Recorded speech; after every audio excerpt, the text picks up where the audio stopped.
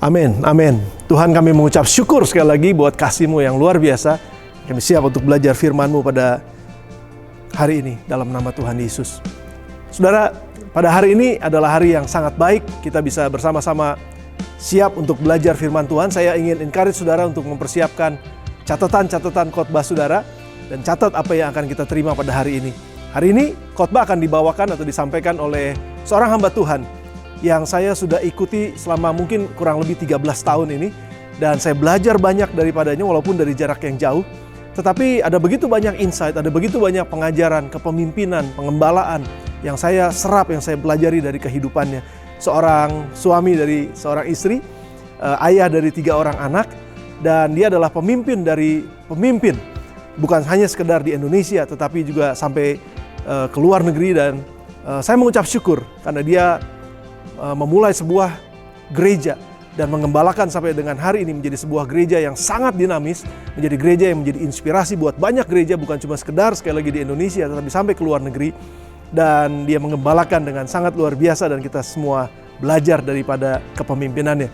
Pastor Jeffrey Rahmat dari Jakarta Praise Community Church akan menyampaikan firman Tuhan buat kita pada hari ini. Mari buka hati saudara bersama-sama, dan kita akan mendengar pesan Tuhan daripadanya. Segenap hatiku bersyukur padamu, dan kesetiaan-Mu tak habis dalamku. Seluruh hidupku kuserahkan padamu, jadikan ku bencanamu untuk kemuliaan-Mu. Yesus, ku mengasihimu.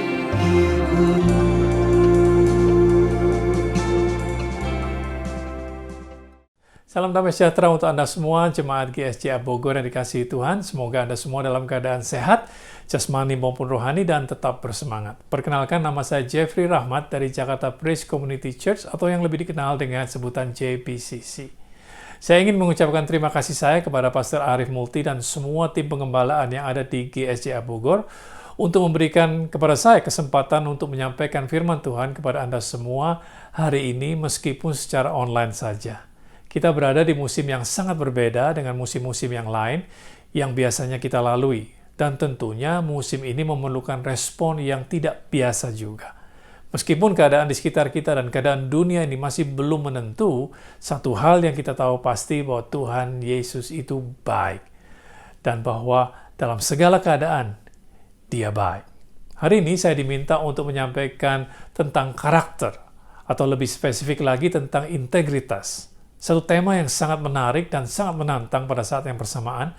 Saya berharap Anda semua siap untuk belajar dan siap untuk diubahkan menjadi serupa dengan gambar Tuhan kita Yesus Kristus. Sebelumnya, mari kita berdoa lebih dahulu. Mari kita berdoa bersama-sama. Tuhan, kami mengucap syukur untuk hari ini, untuk hari yang Kau jadikan buat kami. Kami mau bersuka cita di dalamnya. Kami siapkan hati dan pikiran kami untuk menerima kebenaran firman-Mu, dan biar hari ini bukan hanya sekedar informasi yang kami terima, tapi pewahyuan yang kami terima yang sanggup mengubah arah kehidupan kami menjadi semakin serupa dengan Kristus, sehingga hidup kami ini terbebas dari kesia-siaan, hidup kami memuliakan nama Tuhan dan menjadi berkat buat banyak orang. Kami berikan segala kemuliaan hanya kepada-Mu Tuhan, karena daripada-Mu lah datangnya keselamatan. Dalam nama Tuhan Yesus kami berdoa dan mengucap syukur, dan semua yang percaya katakan amin. Amin.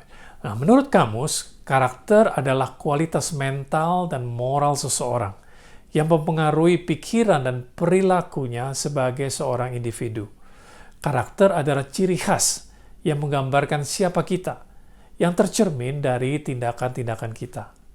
Nah, Tuhan lebih tertarik kepada karakter kita daripada kepada talenta kita. Mengapa? Sebab talenta yang kita punya adalah pemberian Tuhan. Sedangkan karakter menggambarkan nilai-nilai dan prinsip yang kita yakini dan kita hidupi. Karakter terbentuk melalui pilihan-pilihan kita. You are the creator of your own character. Saudaralah pencipta daripada karakter Anda sendiri. John Maxwell katakan, talent is a gift, but character is a choice. Talenta itu merupakan suatu pemberian, tetapi karakter merupakan suatu pilihan. Karakter kita menggambarkan siapa kita sebenarnya dan siapa yang kita gambarkan. Saya ulangi sekali lagi. Karakter kita menggambarkan siapa kita sebenarnya dan siapa yang kita gambarkan.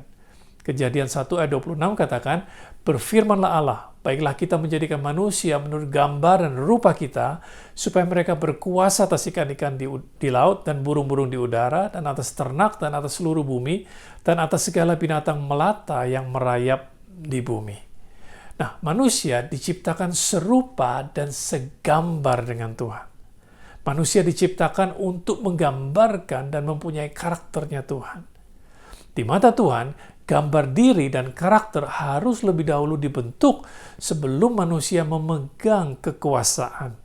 Tetapi dosa membuatnya menjadi terbalik, sehingga sampai sekarang ini banyak orang di dunia ini berusaha mendapatkan kekuasaan lebih dahulu tanpa membangun gambar diri dan karakter yang benar. Banyak yang berlomba-lomba mencapai kesuksesan, memperoleh ketenaran, tetapi tidak didukung oleh karakter yang benar dan kuat.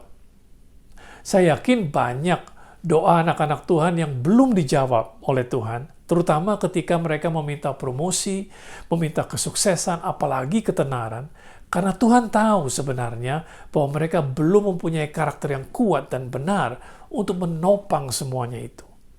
Jangan sampai kenaikan posisi kita lebih cepat daripada perkembangan karakter kita.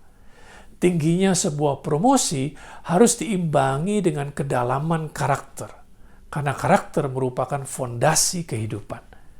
Kalau karakter Anda berkembang lebih lambat daripada promosi, maka akan terjadi ketidakseimbangan yang mengakibatkan dosa dengan mudah masuk ke dalam hidup Anda yang mengakibatkan kejatuhan. Tidak heran kalau banyak yang berjatuhan pada saat mereka memegang kekuasaan karena tidak kuat menahan beratnya konsekuensi dan tanggung jawab yang dibawa oleh kekuasaan tersebut. Mempunyai karakter yang baik itu berarti besar di dalam, bukan besar di luar. Besar di luar itu namanya reputasi atau ketenaran, menjadi populer. Reputasi dibangun karena kita mengembangkan talenta yang Tuhan beri, sedangkan karakter dibangun karena pilihan-pilihan kita. Reputasi kita akan terjaga dengan sendirinya selama yang digambarkan keluar sama dengan yang ada di dalam. Ya, ulangi sekali lagi. Reputasi kita akan terjaga dengan sendirinya selama yang digambarkan keluar sama dengan yang ada di dalam. Seseorang bernama John Wooden, dia adalah pelatih basket dari Amerika Serikat, mengatakan, "Talent will get you to the top, but it takes character to keep you there." Bakat akan membawa Anda ke puncak, tetapi dibutuhkan karakter untuk membuat Anda tetap berada di puncak.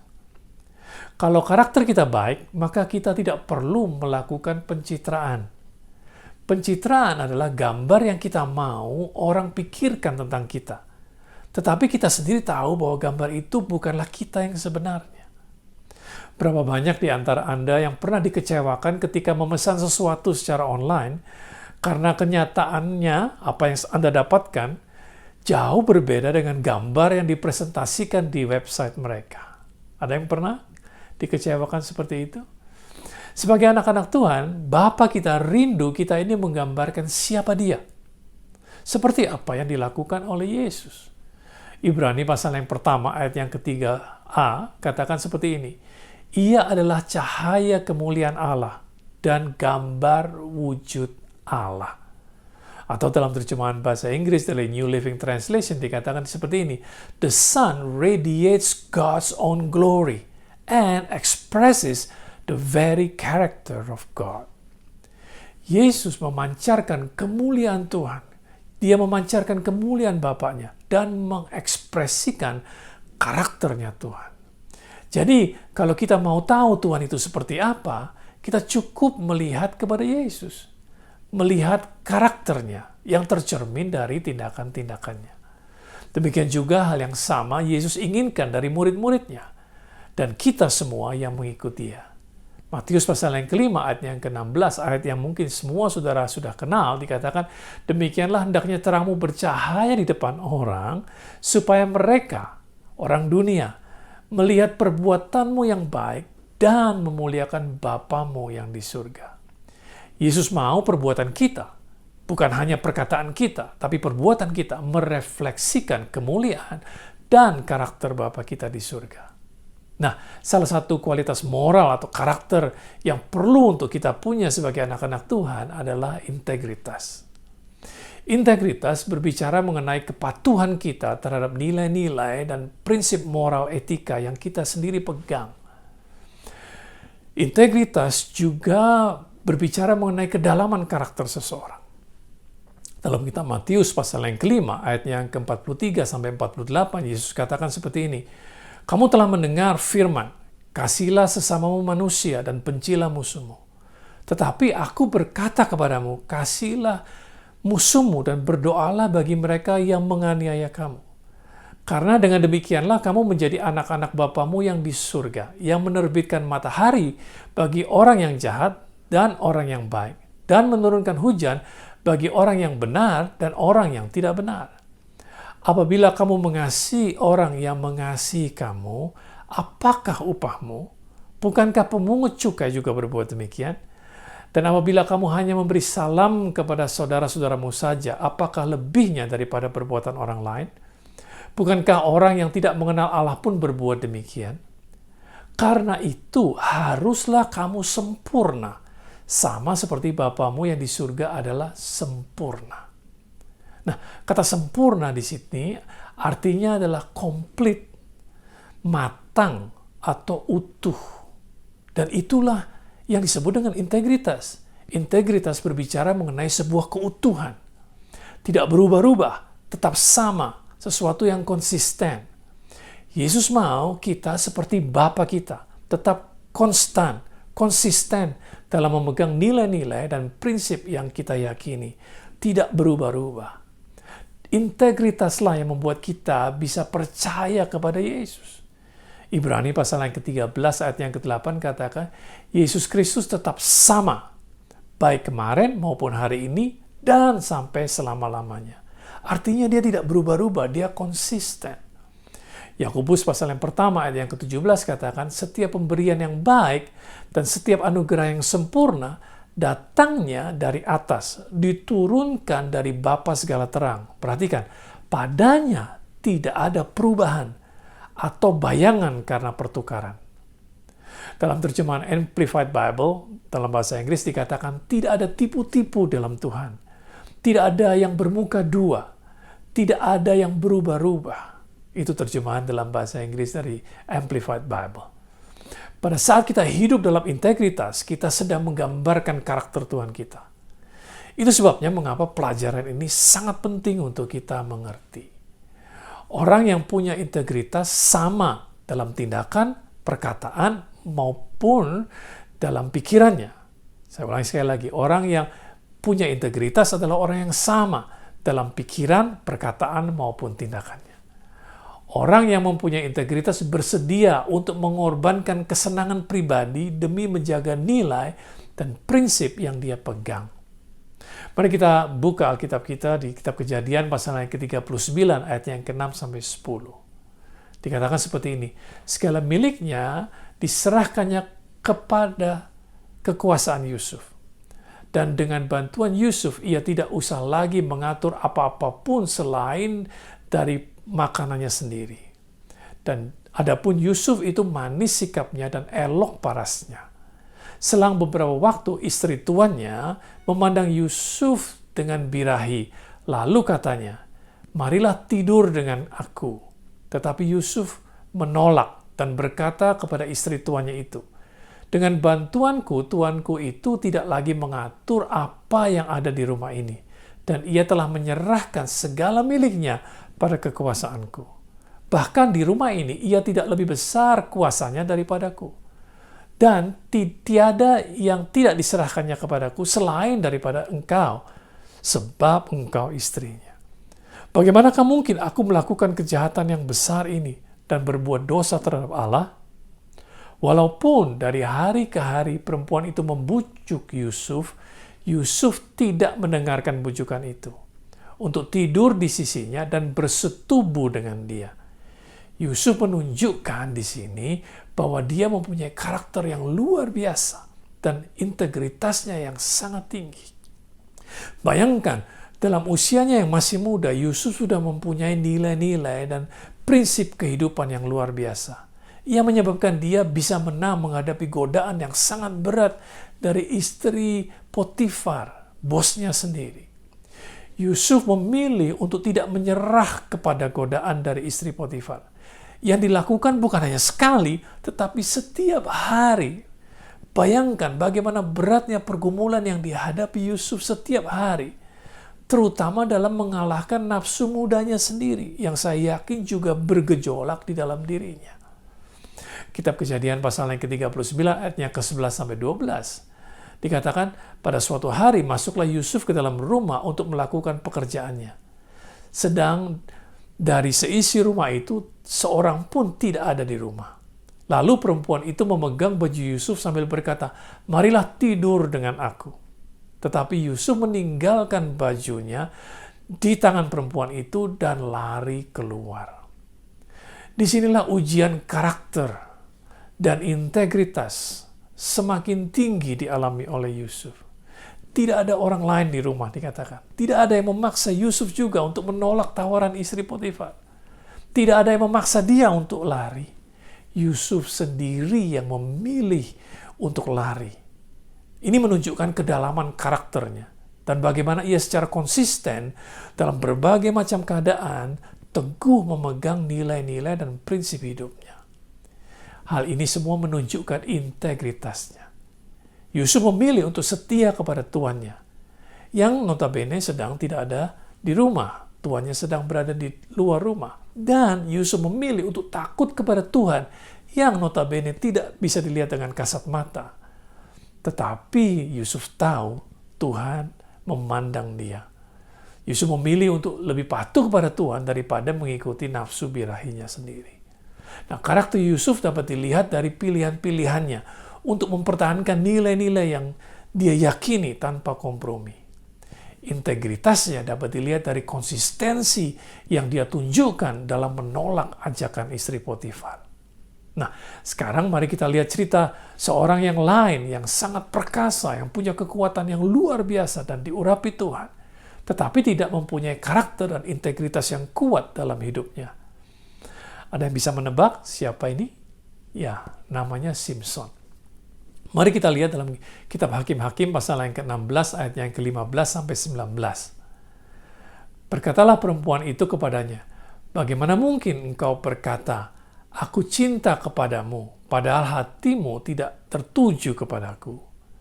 Sekarang telah 3 kali engkau mempermain-mainkan aku dan tidak mau menceritakan kepadaku, karena apakah kekuatanmu demikian besar?" Lalu setelah perempuan itu berhari-hari merengek-rengek kepadanya dan terus mendesak-desak dia, ia tidak dapat lagi menahan hatinya sehingga ia mau mati rasanya. Maka diceritakannya lah kepadanya segala isi hatinya. Katanya, "Kepalaku tidak pernah kena pisau cukur, sebab sejak dari kandungan ibuku, aku ini seorang nasir Allah. Jika kepalaku dicukur, maka kekuatanku akan lenyap daripadaku, dan aku menjadi lemah dan sama seperti orang-orang lain."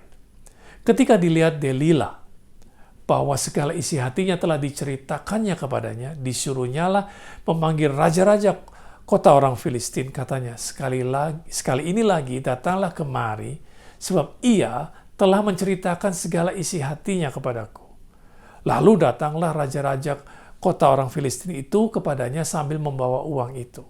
Sesudah itu dibujuknya Simson tidur di pangkuannya, lalu dipanggilnya seorang dan disuruhnya mencukur ketujuh rambut jalinnya, sehingga mulailah Simson ditundukkan oleh perempuan itu, sebab kekuatannya telah lenyap daripadanya. Di sini kita lihat skenario yang hampir sama, tetapi hasil yang berbeda. Diceritakan bahwa Delila yang menjadi kekasih Simson ketika itu sibuk membujuknya dengan merengek-rengek sampai berhari-hari. Terus mendesak-desak ingin tahu apa yang menjadi rahasia kekuatan Simson. Karena tidak lagi dapat menahan hatinya, akhirnya Simson menyerah dengan memberitahukan rahasianya dan tunduk kepada Delila. Di sini kita lihat respon Simson yang berbeda dengan Yusuf. Padahal Simson punya kesempatan untuk pergi dan meninggalkan Delila, tetapi dia memilih untuk memberitahukan rahasianya. Yusuf dan Simson sama-sama dicobai. Mereka sama-sama diuji karakter dan identitas dan integritasnya melalui seorang wanita. Dan ketika kita melihat bagaimana Simson yang perkasa menyerah, sedangkan Yusuf yang masih muda menang. Meskipun kemudian Yusuf harus masuk ke dalam penjara karena difitnah oleh istri Potifar. Ada harga yang harus dibayar, baik dalam mempertahankan integritas maupun melepaskan integritas. Baik Yusuf maupun Simson sama-sama membayar harga dengan masuk penjara. Tetapi Alkitab mencatat jelas perbedaan di antara keduanya. Mari kita baca dulu Hakim-Hakim pasal yang ke-16 ayatnya yang ke-20-21. Lalu berserulah perempuan itu, orang Filistin menyergap engkau, Simson. Maka terjagalah ia dari tidurnya, serta katanya, seperti yang sudah-sudah, aku akan bebas dan akan meronta lepas. Tetapi tidaklah diketahuinya bahwa Tuhan telah meninggalkan dia. Orang Filistin itu menangkap dia, mencungkil kedua matanya dan membawanya ke Gaza. Di situ ia dibelenggu dengan 2 rantai tembaga, dan pekerjaannya di penjara ialah menggiling. Nah, sekarang kita lihat dalam Kejadian pasal yang ke-39, apa yang terjadi dengan Yusuf di ayat 20-23. Tetapi Tuhan menyertai Yusuf dan melimpahkan kasih setianya kepadanya, dan membuat Yusuf kesayangan bagi kepala penjara itu. Sebab itu kepala penjara mempercayakan semua tahanan dalam penjara itu kepada Yusuf. Dan segala pekerjaan yang harus dilakukan di situ dialah yang mengurusnya. Dan kepala penjara tidak mencampuri segala yang dipercayakannya kepada Yusuf karena Tuhan menyertai dia. Dan apa yang dikerjakannya dibuat Tuhan berhasil. Nah, bisa lihat bedanya? Tuhan meninggalkan Simson, namun Tuhan menyertai Yusuf. Seorang yang memilih untuk melakukan kebenaran, dan penyertaan Tuhan terhadap Yusuf merupakan penghiburan yang sangat luar biasa buat dia selama berada di dalam penjara. Jadi ada harga yang harus dibayar untuk hidup dalam integritas. Mungkin banyak di antara Anda juga merasakannya. Anda memilih untuk jujur, Anda memilih untuk tidak mengambil jalan pintas, Anda memilih untuk tidak menyogok, Anda memilih untuk tidak korupsi, karena Anda yakin sebagai anak-anak Tuhan itulah kebenaran yang harus dijalani. Dan Anda melihat sendiri bagaimana kompetitor Anda yang tidak jujur, yang memilih mengambil jalan pintas dengan cara menyuap dan lain-lain, lebih berhasil di mata dunia. Menjadi sangat kaya dan hidup berkelimpahan. Sedangkan Anda kelihatannya di situ-situ saja, tidak maju-maju. Saya berharap Anda tidak patah semangat. Dan saya juga berdoa dan berharap apa yang Anda dengar hari ini menolong Anda dan untuk mengerti bahwa sebenarnya Tuhan sedang membangun karakter Anda. Dan ketahuilah, Tuhan pasti akan membuat segala sesuatu indah pada waktunya. Seperti juga yang terjadi kepada Yusuf. Ketika Tuhan mempromosikan Yusuf menjadi Perdana Menteri di Mesir, kita lihat bahwa kedudukannya tidak menghancurkan dia, karena Yusuf sudah mempunyai karakter yang kuat untuk menopang posisinya, dan integritasnya membuat dia bisa diandalkan dan dipercaya oleh Raja Firaun. Integritas itu merupakan kualitas yang jarang diketemukan di dunia ini. Yang sering kelihatan adalah lawan daripada integritas, yaitu bermuka dua, atau yang dikenal dengan kemunafikan. Dan kita tahu bagaimana sikap Yesus kepada orang-orang yang munafik. Salah satunya kita bisa baca dalam Matius pasal yang ke-23, ayat yang ke-23 sampai 29. Yesus katakan demikian, celakalah kamu, hai ahli-ahli Taurat dan orang-orang Farisi. Hai kamu orang-orang munafik, sebab persepuluhan dari selasi, adas manis, dan jintan kamu bayar. Tetapi yang terpenting dalam hukum Taurat kamu abaikan, yaitu keadilan dan belas kasihan dan kesetiaan. Yang satu harus dilakukan, dan yang lain jangan diabaikan. Hai kamu pemimpin-pemimpin buta, nyamuk kamu tapiskan dari dalam minumanmu, tetapi unta yang di dalamnya kamu telan. Celakalah kamu, hai ahli-ahli Taurat dan orang-orang Farisi. Hai kamu orang-orang munafik, sebab cawan dan pinggan kamu bersihkan sebelah luarnya, tetapi sebelah dalamnya penuh rampasan dan kerakusan. Hai orang Farisi yang buta, bersihkanlah dahulu sebelah dalam cawan itu, maka sebelah luarnya juga akan bersih. Celakalah kamu, hai ahli-ahli Taurat dan orang-orang Farisi. Hai kamu orang-orang munafik, sebab kamu sama seperti kuburan yang dilabur putih, yang sebelah luarnya memang bersih tampaknya, tetapi sebelah dalamnya penuh tulang belulang dan berbagai jenis kotoran. Demikianlah juga kamu di sebelah luar, kamu tampaknya bersih di mata orang, tetapi di sebelah dalam kamu penuh kemunafikan dan kedurjanaan. Kita lihat bahwa yang membuat Yesus bereaksi keras adalah bahwa sebagai para ahli Taurat, orang-orang ini bukannya cinta kepada kebenaran sehingga menjadikan kebenaran itu bagian dari hidup mereka. Tetapi para ahli Taurat dan orang Farisi ini menjadikan kebenaran hanya sebagai bagian dari penampilan mereka saja. Memakai kebenaran hanya untuk pencitraan, supaya mendapatkan banyak pengikut atau banyak follower. Mereka bermuka dua. Dari luar kelihatan berkelakuan bersih dan baik dan suci, tetapi hati dan pikirannya kotor. Orang yang berintegritas tidak bermuka dua, tidak munafik. Orang yang berintegritas selalu sama, karena dia itu utuh. Baik di dalam rumah maupun di luar rumah. Kelakuannya sama. Di depan mimbar maupun di belakang mimbar, kelakuannya sama. Konsisten dalam mempertahankan keyakinannya sepanjang musim, termasuk musim COVID ini. Tidak berubah, dia seperti batu karang yang teguh. Pada akhirnya, biar kita semua, termasuk saya, bertumbuh menjadi dewasa dalam pengenalan kita akan Tuhan. Dan menjadi orang yang mempunyai karakter yang kuat dan hidup dalam integritas. Karena itulah sebenarnya yang dikehendaki oleh Bapa kita. Yaitu melalui perbuatan kita menggambarkan siapa Tuhan kita. Yang terakhir kita sudah belajar dari Yusuf bagaimana karakter seseorang yang sesungguhnya bisa dilihat pada saat dia sedang sendirian, pada saat tidak ada orang yang melihat, pada saat tidak ada yang mengawasi. Dan kita belajar dari Simpson bahwa karakter seseorang juga bisa dilihat pada saat dia dalam keadaan tertekan, pada saat dia mengalami pencobaan atau ujian. Nah, pada masa pandemi ini, memang tidak semua orang kena virus corona, tetapi semua orang akan diperhadapkan pada karakter mereka sendiri.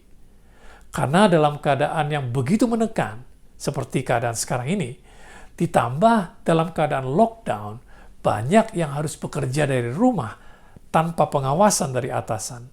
Pada saat itulah karakter kita yang sebenarnya akan muncul. Pertanyaannya, apakah kita suka dengan karakter sebenarnya yang muncul tersebut? Apakah orang yang di sekitar kita diberkati dengan karakter kita? Siapa yang kita gambarkan dengan karakter kita tersebut? Nah, tidak heran kalau selama pandemi ini banyak orang yang dikejutkan oleh karakternya sendiri.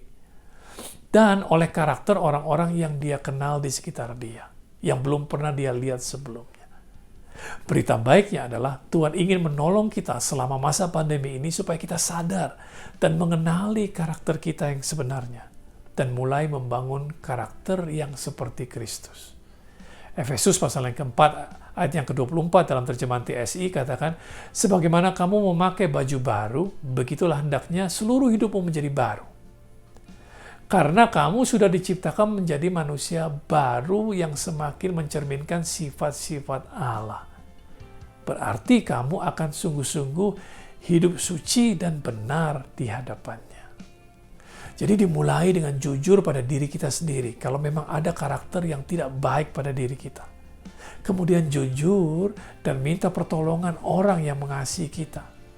Sebab kita dapat mengembangkan bakat atau talenta seorang diri, tetapi kita hanya dapat mengembangkan karakter ketika kita bersama-sama orang lain. Dan yang terakhir, minta pertolongan Roh Kudus untuk memberikan kepada kita kekuatan untuk melakukan apa yang benar. Karena karakter yang baik biasanya dibangun ketika kita harus melakukan apa yang tidak nyaman bagi kita. Sehingga pada saat musim ini berakhir, dan percayalah musim COVID ini akan berakhir, dan pada saat kita bisa kembali beraktivitas tanpa dibatasi, maka kita akan mempunyai modal yang besar untuk menghadapi musim yang berikutnya, yaitu modal karakter Allah dalam hidup kita. Semoga sharing saya hari ini memberkati Anda semua, Jemaat GSCA Bogor yang dikasihi Tuhan. Terima kasih sudah mendengarkan. Tuhan Yesus memberkati. Wow.